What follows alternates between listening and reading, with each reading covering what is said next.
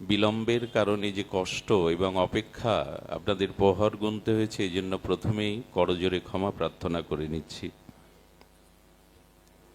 সর্বগুজ্জতমং ভুয়ো শ্রীনমে পরমং বচ।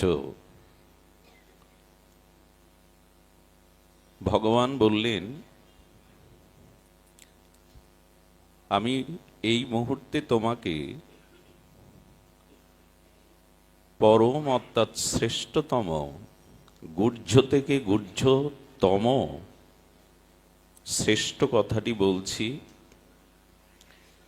কারণ হিতম, আমি তোমার কল্যাণ চাই। একান্ত নিজজনকে মনের সংবেদনশীল অতি গোপনীয় কথা বলা যায়, এই জন্য বলা যায় যদি তাহাতে তার মঙ্গল বা হিত নিহিত থাকে। স্বয়ং ভগবান প্রিয় সখা অর্জুনকে সম্মুখে রেখে সেই পরম গুহ্যতম শ্রীনমে বচ, পরম গুহ্য কথাটি বলছেন। সেই কথা বলবার পূর্বে বলেই ভগবান এই গুহ্য থেকে গুহ্যতর দার্শনিক যে বিচার এখানে দিয়েছেন, এটি যদি আমরা জীবনে আমাদের চরিত্রে, আচরণে, ব্যবহারে গ্রহণ করতে পারি, তবে পরম হিত যেটি, পরম অত্যান্তিক মঙ্গল যেটি, সেটি আমরা প্রাপ্ত হতে পারব। সেক্ষেত্রে ভগবান প্রথমেই বলেছেন মনমনা ভব। আমাদের অন্তর ইন্দ্রিয় সংকল্প বিকলাত্মক যে অন্তর ইন্দ্রিয় বৃত্তি মন, এই মনটাকে ভগবান চেয়েছেন। শুধু চাননি মনমনা ভব মানে আমার মনের মতো হও, আমার মনমতো মনের মতো হও। ভব মানে হওয়া। এখন প্রশ্ন, আমরা ভগবানের মতো কিনা, তার মনের মতো হওয়ার চেষ্টা আমাদের জীবনের যে ব্রত, সংকল্প, সাধনা, তার দ্বারা ভগবানের মনের মতো হওয়ার চেষ্টা করেছি কিনা।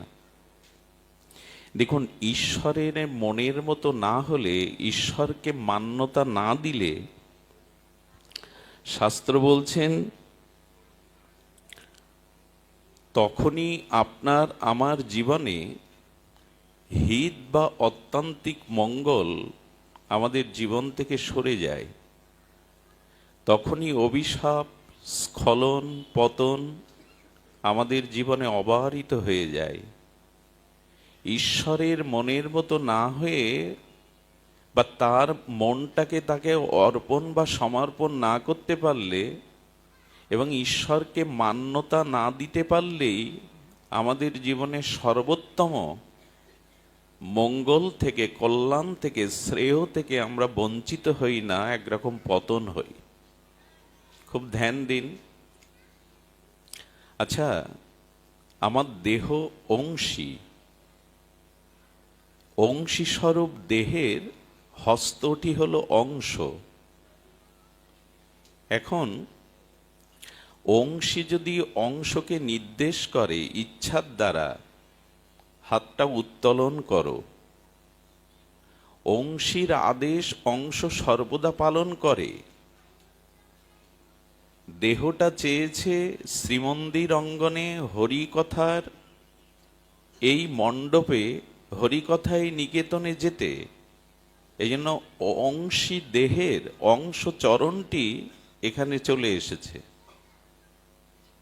এখন যখন অংশীর মান্যতা অংশ না দেয়, কখন দেয় না? হাতটাকে বলছি তুমি ওঠো, উত্তোলন করো। হাত যখন অংশীর কথা শুনছে না, তার একটাই কারণ, হাতে ব্যাধি এসেছে, হাত ব্যাধিগ্রস্ত হয়েছে, এই জন্য অংশী হাত তোলার চেষ্টা করতে বললেও বা নির্দেশ দিলেও হাত তুলতে, এটা রোগ কিনা? অংশ অংশীকে নির্দেশ করছে তুমি হাত উত্তোলন করো, আপনি তুলতে পারছেন না মানে হাত সুস্থ নয়, ব্যাধিগ্রস্ত। ঠিক যখন অংশী স্বরূপ ঈশ্বরের অংশ স্বরূপ আমরা তার নির্দেশ বা তার মান্যতায় না চলি, তখনই জানতে হবে আমাদেরও জীবনে স্খলন পতনের ব্যাধি এসে দেখা দিয়েছে।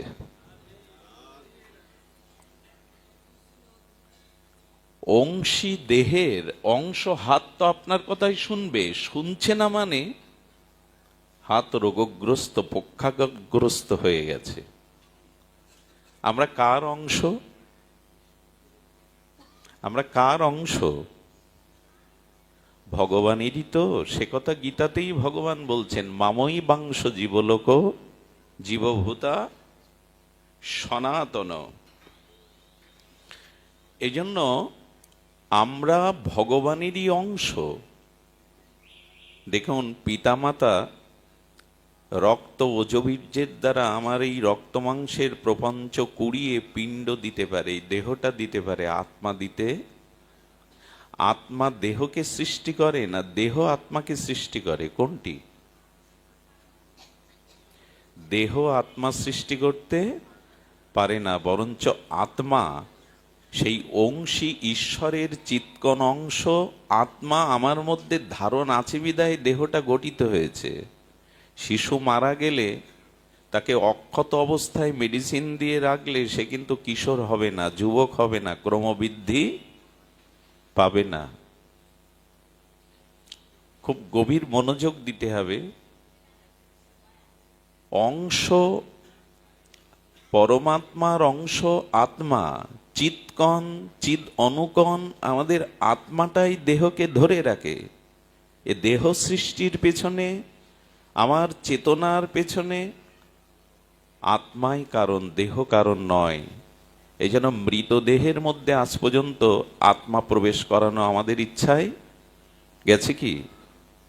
পৃথিবীর অন্যতম শ্রেষ্ঠ দার্শনিকের ভেতরেও তো, ডাক্তারের ভেতরেও তো আত্মা সংযোজন করা যেত, গেছে কি? আত্মা দেহকে সৃষ্টি করে না, আত্মা দেহকেই সৃষ্টি করে, সুরক্ষা দেয়। আমরা সেই পরমাত্মার অংশ। অংশ হয়ে যদি অংশীর নির্দেশ মান্যতা না দেই, অংশীর যদি আজ্ঞা তার নির্দেশ না পালন করি, তখন জানতে হবে আমরা ভবরোগ ব্যাধিতে আক্রান্ত হয়ে অসুস্থ হয়ে গেছি। আর অসুস্থ মানুষ কখনো সুস্থতা বা মানসিক শান্তি পেতে, আমাদের মানসিক শান্তির অভাব কি কারণে? অর্থের কারণে? সম্পদের বাড়ি গাড়ির কারণে? আমরা ভগবানের এই পরম মঙ্গলময় হিত উপদেশ গ্রহণ করিনি যে মনটা আমায় দাও, মনমানা ভব, আমার মনের মতো হও, হতে পারিনি।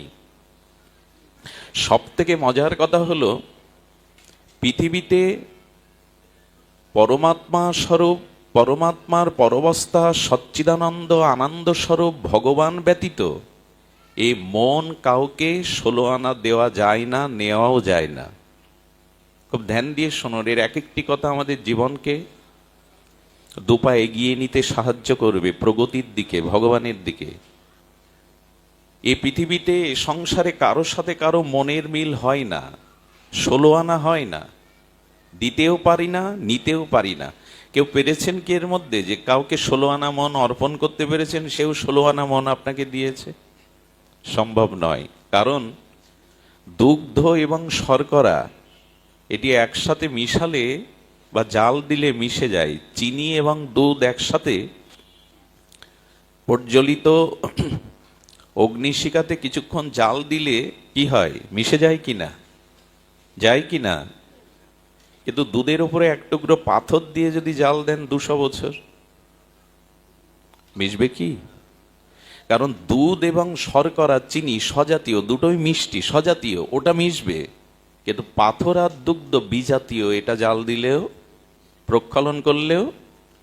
তেমনি ভগবান সতর্ক করে দিয়েছেন, এ সংসারে শুধু আমার সাথেই তোমার মনের মিল হতে পারে, পৃথিবীতে আর কারোর সাথে তোমার মনের মিল কখনো হয়নি, হবেও না।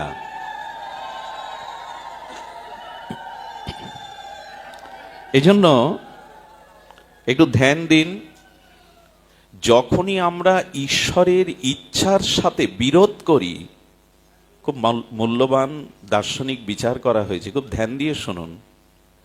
যখনই স্বয়ং পরমব্রহ্ম ঈশ্বরের ইচ্ছার বিরুদ্ধচারণ করি, আমরা ইচ্ছার বিরুদ্ধে আমাদের জীবনকে পরিচালনা করি, তখনই অভিশাপ নেমে আসে, আর এসেছেও তাই আমাদের জীবনে।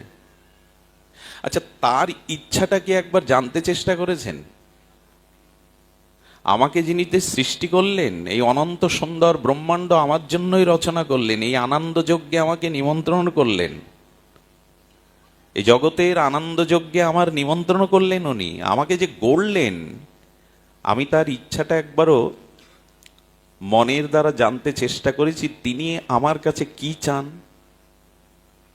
এটা প্রশ্ন করুন সবাইকে, ঈশ্বর আমার কাছে কি চান, আমাকে কেমন করে তিনি গড়তে চেয়েছেন? এ উত্তর অনুসন্ধান আমরা সবাই রাখি না বলেই আমাদের জীবনের এই ভয়াবহ পরিণতি। তিনি আমাকে কি রূপে চান? আমার এই জন্মের পেছনে, এই সৃষ্টি আনন্দ যজ্ঞে আমন্ত্রণের পিছনে তিনিই একমাত্র কারণ। তিনি কেমন করে চেয়েছেন, আমাকে কি রূপে চেয়েছেন, তার ইচ্ছাকে মান্যতা দিয়ে চলেছি তো। যত আপনি তার ইচ্ছার, এই জন্য আমাদের উচিত বিড়ালির বাচ্চার মতো হওয়া। আমাদের উচিত কি? বিড়ালির বাচ্চার মতো হওয়া, বানরের বাচ্চার মতো না। বানর হনুমানের বাচ্চাটা মাকে জড়িয়ে ধরে, মা ওকে জড়িয়ে ধরে না। লক্ষ্য করবেন, হনুমান বা বানরের বাচ্চাগুলো, শাবকটা মাকে বুক বেড দিয়ে জড়িয়ে ধরে, মা ধরে না। আর এই জন্য লাফালাফি স্বভাবের বানর হনুমানের বাচ্চাগুলো যখন পড়ে যায়, তখন উল্টে বাচ্চাকে থাপড়ায় ওর মা, ভালো করে ধরিসনি কেন, এই জন্য পড়ে যায়। কিন্তু বিড়ালি যখন তার বিড়ালির বাচ্চাটাকে ঘাড় মোটকে ধরে, পড়ে যায় তো। তার কারণ হলো, ওখানে শাবক বাচ্চা তার মাকে ধরেছে, আর এখানে মা তার বাচ্চাকে ধরেছে। আমার মনে হয় দুহাত বাড়িয়ে দিয়ে সরল নিষ্কপটে ভগবানকে বলুন, তুমি আমাকে ধরো, আমি ধরলে হারিয়ে ফেলি, বারবার ছেড়ে ফেলি, তুমি ধরো আমায়। এই আবেগের কথা নয়, দার্শনিক বিচারের সর্ব অবধিকতা এটাই, তুমি আমাকে ধরো, আমি ধরলে বারবার হারিয়ে ফেলি হাত, তুমি আমায় ধরো। এই গান আপনাকে গাইতে হবে। প্রাণনাথ, বংশীধারী, মুরলীধারী শ্যামসুন্দরের কাছে এই গান গাইতে হবে। গানের বয়ারটি জেনে নিন, গুনগুন করে আজ থেকে গাইবেন তার সামনে গিয়ে। আমার হাত ধরে তুমি নিয়ে চলো সখা, আমি যে পথ চিনি না, আমি পথ চিনি না, আমায় হাত ধরে নিয়ে চলো। তার সুরেই সুর মিলান, জগতে অন্য কারো সুরে সুর মিলালে শান্তি পাবেন না। পাইনি আমরা, স্ত্রী পেয়েছি, পুত্র পেয়েছি, কুটুম্ব পেয়েছি, ঘর সংসার পেয়েছি, শান্তি আজও দুধে পাথর দিয়ে জাল দিয়ে কি করবেন, মিশবে না, চিনি দিন। এজন্য ভগবান আর কিছু না চেয়ে তার মনের মতো হওয়ার জন্য বলেছেন, মনমনা ভব, আমার মনের মতো হও, আর কারো মনের মতো হতে যেও না। মত চিত্ত, তোমার মনটা আগে আমাকে দাও। এই যে ভোগের রন্ধন হয়েছে, এই ভোগের রন্ধনকৃত উপচারগুলো আগে কাকে নিবেদন করা হবে? আপনাকে, আমাকে? ওগুলো প্রিয় অধিদৈবকে, দেবতাকে নিবেদন করে তার কৃত প্রসন্ন প্রসাদটাই তো আমরা পাবো। তো ভালোবাসা মনটা ভগবানকে দিয়ে তার মনের মতো, তার রঙে রাঙান। এরপর ভগবান থেকে মনের ভিতরে যে ভালোবাসাটা আসবে, ওটা জগৎকে, স্ত্রী পুত্রকে দিন, তবেই শান্তি, না হলে শান্তি নাই। তার অসীমে মন প্রাণটার দিকে ধেয়ে যান, তার দিকে ধেয়ে যান। তিনি অনন্ত অসীম, তার দিকেই মনটাকে ধাবিত করুন, দেখবেন পথ হারা হবেন না। কবিগুরুর একটি চরণ মনে পড়ে। ঋষি কবি তো, তোমারেই করিয়াছি জীবনেরও ধ্রুবতারা। এ গান গাইতে পারিনি, এ সুর মূর্ছনা জীবনে তুলতে পারিনি, এ রাগ রাগিনী গাইতে পারিনি। তোমারেই করিয়াছি জীবনেরও, করেছি কি না অর্থকে, সম্মানকে, দেহকে, সংসারকে, পদ প্রতিষ্ঠাকেই ধ্রুবতারা করেছি। এই জন্য আসুন, ঈশ্বরের ইচ্ছাকে বিরোধ করবেন না। তিনি যেটা চেয়েছেন তার মনের মতো হয়ে, মনটা তাকে অর্পণ করে এ সংসারে চলাটাই, তার সম্মুখে হস্তটা বাড়িয়ে দিয়ে বলা, তুমি ধরো আমায়, আমার হাত ধরে তুমি নিয়ে চলো সখা, আমি যে পথ চিনি না। আহা, আমাদের বৈদিক সনাতন দার্শনিক তত্ত্ব, এর মহিমা বড় প্রাঞ্জল, বড় হৃদয়কে তৃপ্ত করে, শীতল করে।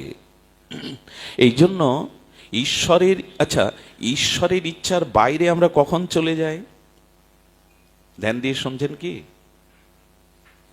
শীতে জড়তা আসতে পারে, দেহ সুখবোধ আসতে পারে, তাড়িয়ে দিন কিছুক্ষণের জন্য। বহু কোটি জন্মের সুকৃতি একত্রিত হলে, পুণ্য বা সুকৃতি, হরিকথা সাধু সঙ্গের সৌভাগ্য মেলে, বহু জন্মের কোটি সুকৃতি একত্রিত হলে।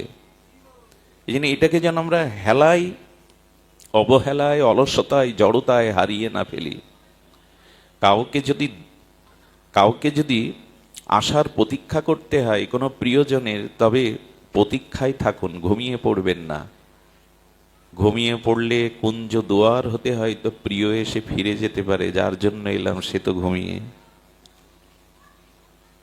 যে প্রিয়ের অপেক্ষায় সতৃষ্ণ চাতক নয়নে অপেক্ষা করে আছেন, প্রিয় আমার কুঞ্জে আসবে, সে কুঞ্জ দুয়ার হতে ফিরে যেতে পারে যদি দেখে প্রিয়া ঘুমিয়ে পড়েছে। জেগে থাকুন। ঈশ্বরের ইচ্ছার বিরুদ্ধে কখন যায় আমরা? তখনই যায় যখন আমাদের ভিতরে অহং, দেহ অভিমান, দেহত্ববোধ, অভিমান, অহংকার এসে দেখা দেয়। 6 বছর বয়সে ব্রজলীলায় গোপীদের বসন হরণ করেছিলেন গোবিন্দ, তাই না?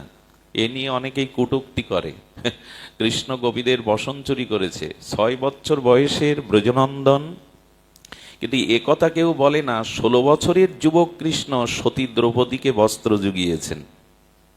বোঝা যায়, এ কথা খুব কম লোকই বলে। প্রায় লোকের মুখে শোনা যায় অনাদিরাদি কৃষ্ণ পুরুষোত্তম গোপীদের বসন হরণ করেছেন 6 বছর লীলাতে, কিন্তু 16 বছরের কিশোর কৃষ্ণ দ্রৌপদীর বস্ত্র হরণে যে তিনি বস্ত্র জুগিয়েছেন, এ কথা কেউ বলে না।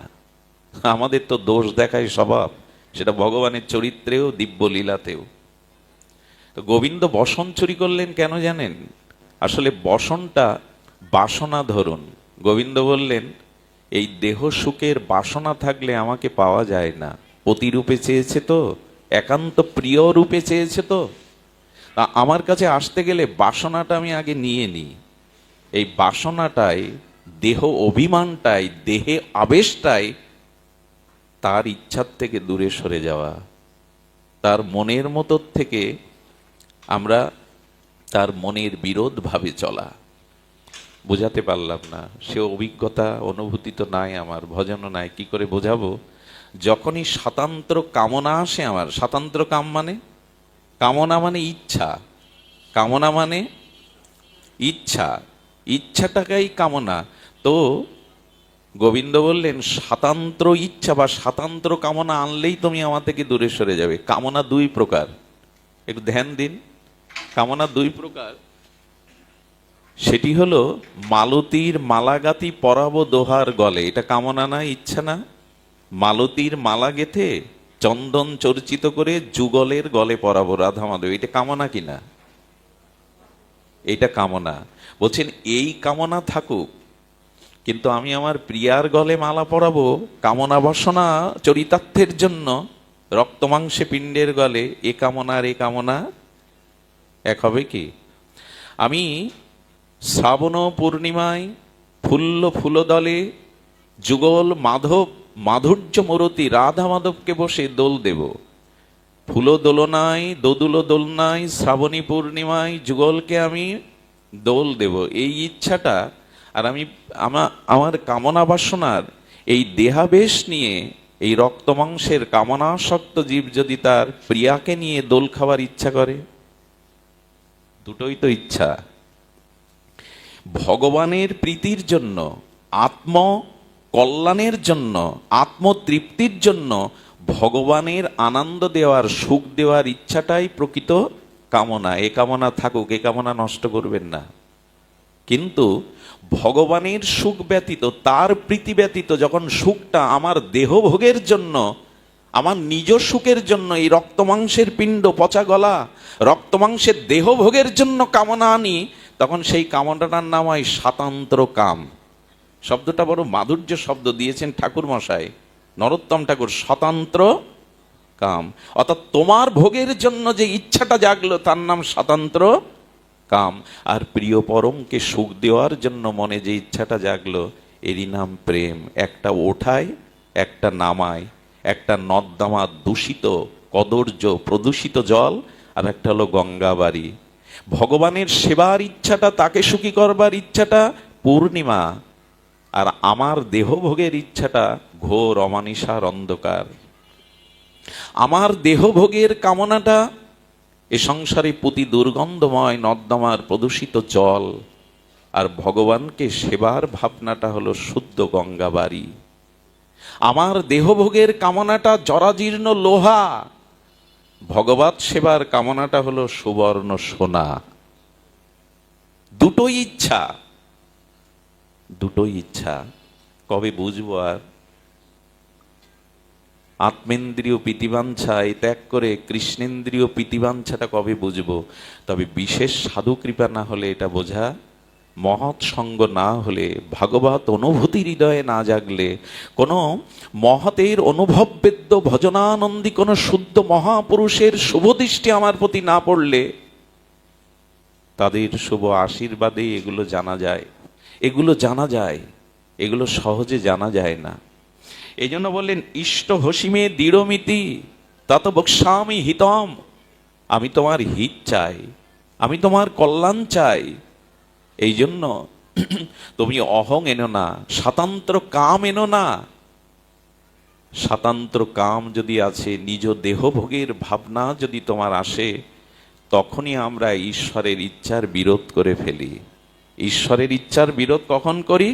যখন দেহাবেশ, সসুখ বাসনা, সসুখ কামনা আমাদের জীবনে চলে আসে। আচ্ছা, আপনারা বিজ্ঞজন, অনুভবীজন, ভজন রাজ্যে, প্রগতির রাজ্যে আপনারা আছেন, না হলে হরি কথা শুনতে আসতেন না। আজ পর্যন্ত শ্রী ভগবানের সামনে গিয়ে একবারও জিজ্ঞাসা করেছেন তুমি ভালো আছো? করি কি?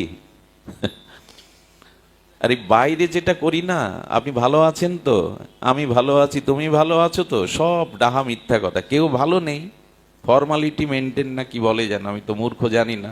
মানে পরিবেশ পরিস্থিতি নিয়ন্ত্রণের জন্য হ্যাঁ ভালো আছি, ভালো আছি, ভালো আছি শব্দটাও ভালোভাবে বলতে পারে না।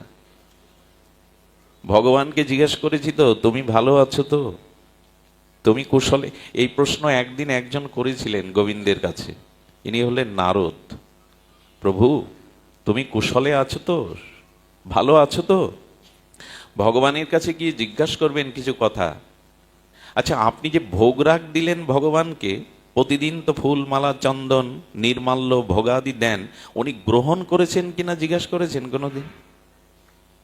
বলে এইগুলো জিজ্ঞাসা করবেন যারা বিগ্রহ সেবা করেন, অর্চন করেন, এগুলো পেয়েছে কিনা। যদি বলে উত্তর দেবে, বলে হ্যাঁ উত্তর দেবে। উত্তরটা সবসময় বাক্যে দিতে হয় না, অনুভূতির রাজ্যে ভাষা নয়, ভাষা বাদেও অনেক বিনিময় হয়, হয় কি না? তুমি অনেক কথা যাও যে বলে কোনো কথা না বলি। অনুভূতির রাজ্যে শব্দ চলে না, ওখানে শব্দ করা নিষেধ। আহা, গোপীরা কৃষ্ণকে সেবা দেবে, কৃষ্ণ বলবে এই সেবা দাও তাই দেবে তা নয়। কৃষ্ণের হৃদয়ে যে সেবার ইচ্ছাটা জাগবে, মুখে বলবে না, অনুভূতির দ্বারে গোপীদের মনে সেটা জেগে যাবে। শিশু সন্তানের ক্ষুধা লেগেছে কিনা মাকে ডেকে ডেকে বলে কি? বলে কি? বাৎসল্য প্রেমমতী মা বুঝে নেয় কিনা? খোকাকে খেতে দিতে হবে। অনুভূতির রাজ্যে শব্দ চলে না, আমরা ওই রাজ্যে নেই বিধায় ঝগড়াঝাটি বাঁধিয়ে ফেলি, যন্ত্রণায় কাতর হই। তুমি অনেক কথা যাও যে বলে কোনো কথা না বলি, ওখানে ভাষা চলে না। এই জন্য দেবতার কাছে গিয়ে, প্রিয় পরমের কাছে গিয়ে সেবা দিয়ে জিজ্ঞাসা করবেন যে তুমি সন্তুষ্ট হয়ে সেবা নিয়েছে তো? উত্তর কি আসবে জানেন? ঠোঁটের কোণে একটা ঝিলিক হাসি দেখতে পাবেন, চোখের কোণে আর ঠোঁটের কোণে বিগ্রহের। যদি হাসে জানবেন আজ আপনার সেবা গ্রহণ করেছেন।